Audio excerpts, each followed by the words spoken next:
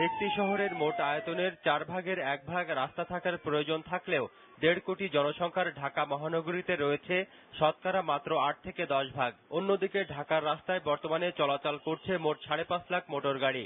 এর মধ্যে বাস ও মিনিবাসের সংখ্যা 17,000 এবং ট্রাকের সংখ্যা 30,000।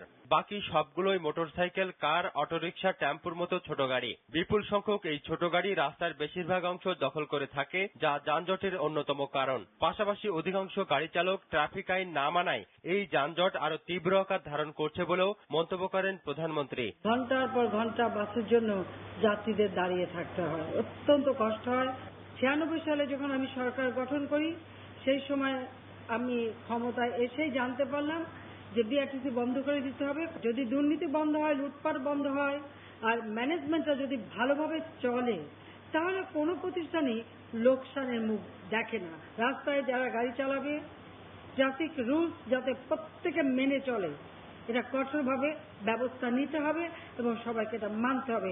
তাহলে যানজট অনেকাংশে দেখা যাবে যে লাঘব হয়ে গেছে। ছোট গাড়ির তুলনায় বড় গাড়ি কমপক্ষে 10 গুণ বেশি যাত্রী পরিবহন করতে পারে। প্রধানমন্ত্রী বলেন, এই বিষয়টি বিবেচনায় এনে ছোট গাড়ির সংখ্যা কমানোর জন্য ঢাকার রাস্তায় আগামীতে আরো 300টি বাস নামানোর পরিকল্পনা করছে সরকার। কলেজের সময়, স্কুলের সময়, এই সময়গুলি নির্দিষ্ট করা আছে।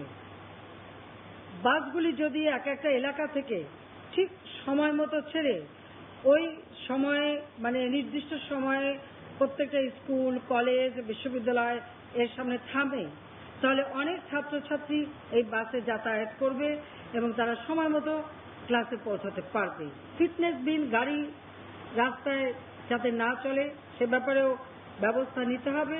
আমাদের ড্রাইভারদের ট্রেনিং এর দরকার। আর অনেক সময় দেখা যায় যে ড্রাইভার বসে থাকে তো হেল্পার দিয়ে গাড়ি চালায় এবং তারপরে অ্যাক্সিডেন্ট হয়, নিজেরাও মারা যায়, অনেক মানুষেরও জীবন ক্ষয় করে। এসব ব্যাপারেও আরো কঠোর ভূমিকা আমাদের ট্রাফিকে যারা আছে তাদের নিতে হবে। যানজট নিরসনের জন্য খুব শীঘ্রই আমরা গোলাপ শাহ মাজার থেকে বাবুবাজার পর্যন্ত আরেকটি ফ্লাইওভারের কাজও শুরু হবে। অনুষ্ঠানে নতুন 100টি বাসের মধ্যে ঢাকা বিশ্ববিদ্যালয়, জাহাঙ্গীরনগর ও জগন্নাথ বিশ্ববিদ্যালয় এবং ইডেন কলেজকে 2টি করে মোট 8টি বাস দেওয়া হয়। পরে প্রধানমন্ত্রী বিআরটিসির নতুন বাসের উদ্বোধন করেন। বুধবার থেকে Abdullahpur Badda Chittagong road, Abdullahpur Farmgate Motijheel, Balughat Farmgate Motijheel, Mohammadpur science lab Taltala Khilgaon রুটে গাড়িগুলো চলাচল করবে। ইলেকট্রনিক প্রিপেড কার্ডের মাধ্যমে যাত্রীরা এ বাসে যাতায়াত করতে পারবেন।